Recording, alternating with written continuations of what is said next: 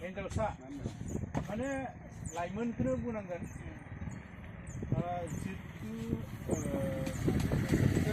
जोंनि राभा एसआइ पुलिसनि एसआइ बिथांखौ अननाय भाबे बिथांनि पाकचक्रआव गेलेनानै बुथारदों।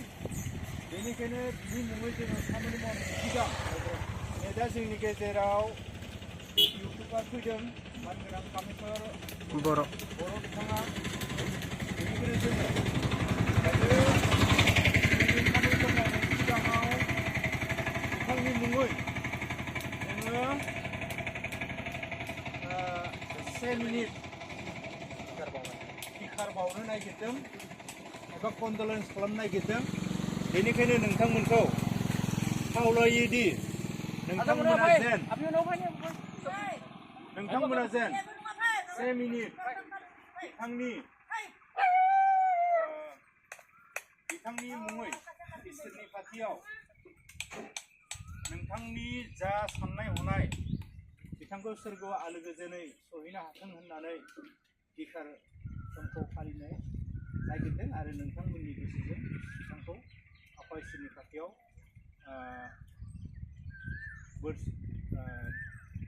आफा इसोरनि खाथियाव जेन सोरगो रायजो आलो गोजोनै थाहैनो हायो बिनि थाखाय मुंख्लंनि मुङै नोंथांमोननि खाथियाव आरज गाबनाय जादों जे नोंथांमोना गोसो गोथारै बिथांखौ जेन सोरगोआव आलो गोजोनै जायगा मोननो हायो।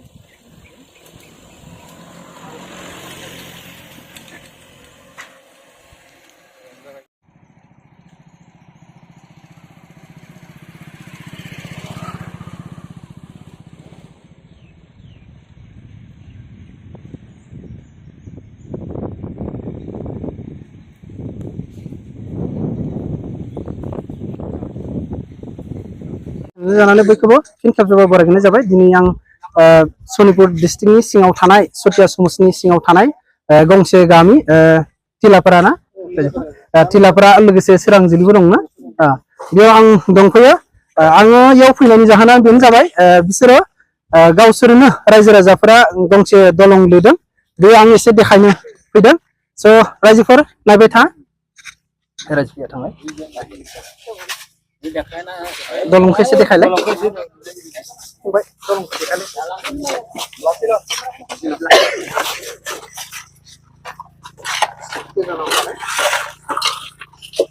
रायजोफोर नायदो गावसोर रायजो राजाफ्रानो लुदों। आं बेनि सोमोन्दै एसे गामिनि दैदेनगिरि दं बे दैदेनगिरि सारनो एसे सोंनोसै मा थांखि लानानै बे दलंखौ लुनाय जाबाय। आमाय गिबियावनो आं कामेस्वर बर' सेन जानानै रायजो राजा लोगोसे बे गामिनि आफादगिरि नेताफोरखौ खुलुमनाय थाबाय। आं गिबियावनो मिथिनो लुबैगोन जे आं मा थांखिजों जे आमायमोना बे दलंखौ लुनाय जाबाय आरो मा साननानै लुबाय माला तारिखनिफ्राय लुनायमोन बेखौनो एसे फोरमायनो। दायो बे दालां लुनाया जोंहा एसे गोबाव समान जाबाय। जोङो थांखिया जाहैबाय जोंनि थांलाय फैलायनि असुबिदाखौ लानानै बेसे गोबाव थानो मानसि हिसाबै थांना थानांगौब्ला गावबा गाव लामाखौ गावबा गावनो फोसाबनांगौ कुनु सरकारखौ नेनो हाया। जोङो बेहाय 1986 आरो गंसे गामिया गंनै गामि सरजाबना दं बेहाय बे जाहैबाय तिलापारा गामिया 1986 आव गायसननाय आरो लोगोसे बेहायनो नांजाबना दङ साहा फारसे दङ सोरांजुलि गामि बिथांमोना 1975 आवनो बेहाय थाफैनाय रायजो जाफैनाय। दा जोङो गावनि लामाखौ सरकारनिफ्राय कुनु रखम बेफोरबायदि सुबिदा मोनफेरा जिहेतु जोंखौ पन्चायतनिफ्राय एरखना दोनदों। जिहेतु जों पन्चायतनि मेपनि आन्दारावनो दंब्लाबो जोंखौ माने इनाय भाबे जोंखौ बिदि सुबिदा होनाय जायाखै आरो मिथिनो मोनो। दिनैनिफ्राय फ्राय सिगाङाव 15 बोसोरसो सिगांनिफ्रायनो बेबायदि पन्चायतआव सुनांगौ होननानै मोनसे माबा दंखायो सरकारनि, नाथायबा दिनैसिमबो मा थांखियाव सुवाखै बेखौ जों मिथिनो मोनाखै आरो जोंहा बेफोरखौनो दुखु नांनानै नङा जों रावखौबो नेनो हाया। जों जौगानांगौब्ला गाव गावनो सचेतन जानानै बेबायदि खामानिखौ मावनांगोन होननानै जों रावखौबो नेयाखै सरकारखौ। होमबा आमाय बेसेबां तारिखनिफ्राय फैगासिनो बे दलंखौ? तारिखखौ बुङोब्ला जोङो माबायाव नायनांगोन, रेजिस्टाराव नायनांगोन। रेजिस्टाराव नायब्लाथ' जोङो दानथामसो जाहैबायानो। दानथामनि गेजेराव लुना लादों रायजोफोर नायदो बेसेबां खस्थ'नि गेजेरजों रायजो राजाफोरा। बेयावथ' गोबां खरसा जादों आमाय। निश्चय बे फैसाफोरा मा सिस्टेमाव गामिनिफ्राय खांदोंना ना सोरबा होदोंना एसे फोरमायना होबा मोजां जायो। होनायाथ' रावबो होखाया जोंनाव।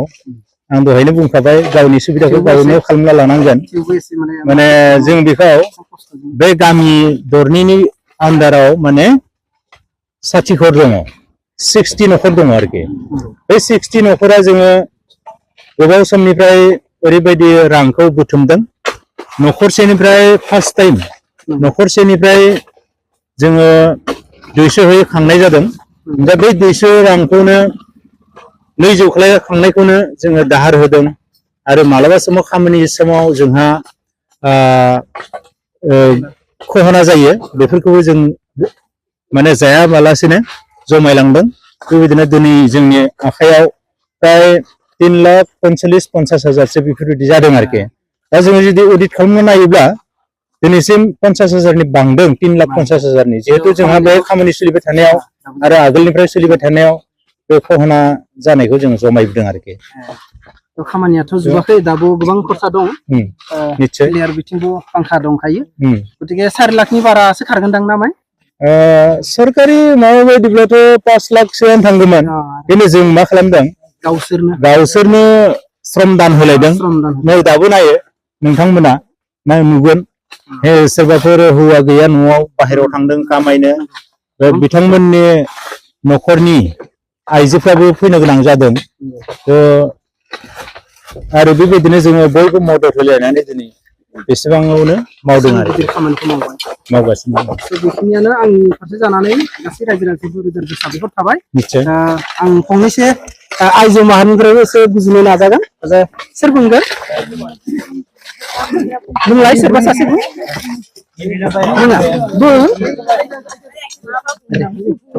आब'आनो बुंलाय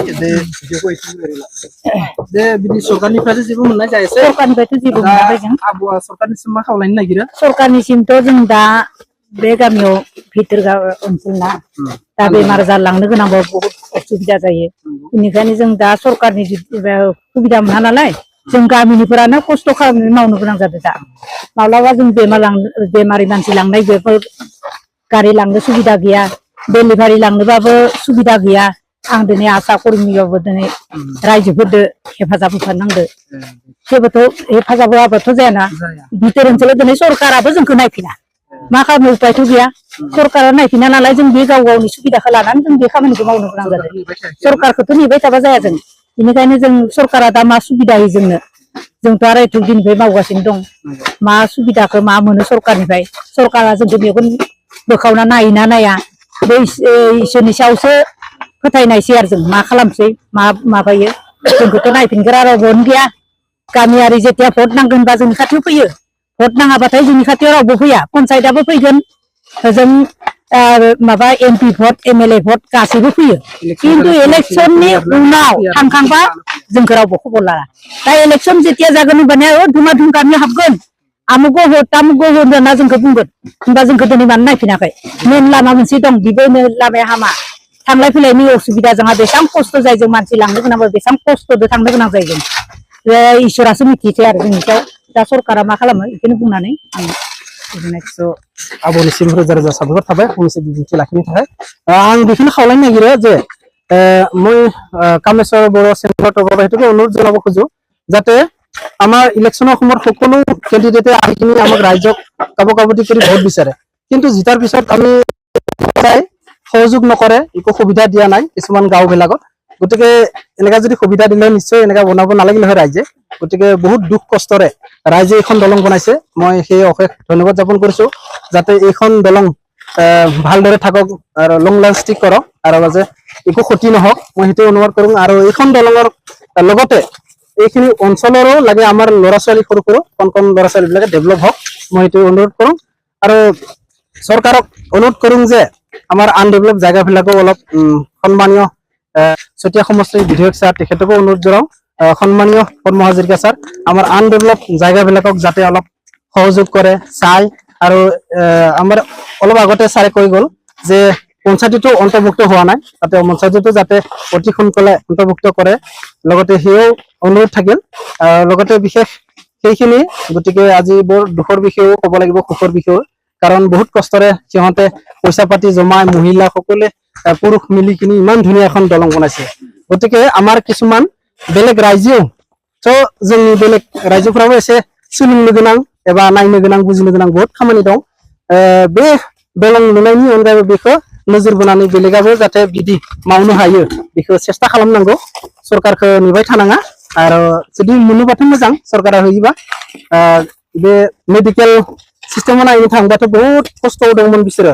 औवानि दालां लुबाबो लास्टिं जाया गतिके 6 मासबो थाया होमबा ना गतिके बेखायनो बिसोरो सानबाय जे फैसा फाथि माबा मोनसे खस्थ' मावनानै जों बे आरसीसी बा बक्स क्लाबारखौ लिरथारनांगोन थ' बिसोरो दिनै लिरथारबाय कमप्लिटबो जाहां जाहां बारा गोबाव गैला एसेल' दंबावो दिनै कमप्लिट जासिगोन ना दिनै कमप्लिट जासिगोनानो बारा खामानि गैया दा रायजोफ्रा बयबो फैदों खामानि मावनो माखासे मावबाय थादों स' बेखिनिखौनो बुंबाय बारा बुंला आरो दिनैनि ब्लगा बेयावनो आरो आंनि चेनेलखौ नायगिरि नोंथांमोन आंनि चेनेलखौ जाहाथे अननानै साबस्क्राइब खालाम आरो लाइक शेयार खालाम आरो हानायमानि जोंनि बर' माहारिफोरा जाहाथे जोंनि चेनेलफोरखौ साबस्क्राइब खालामो जाहाथे उननि थाखाय जों जौगानो हायो जाहाथे बर' माहारि एबा ओनसोलनि थाखाय जों मोजां खामानि मावनो हायो बेखौ खावलायो आरो जायफोरा जोबजासिम नायबाय आंनि चेनेलखौ बिथांमोनखौ आंनि गोसो गोरबोजों रोजा रोजा साबायखर होबाय आं दिनैनि ब्लगा बेयावनो फोजोबनाय जाबाय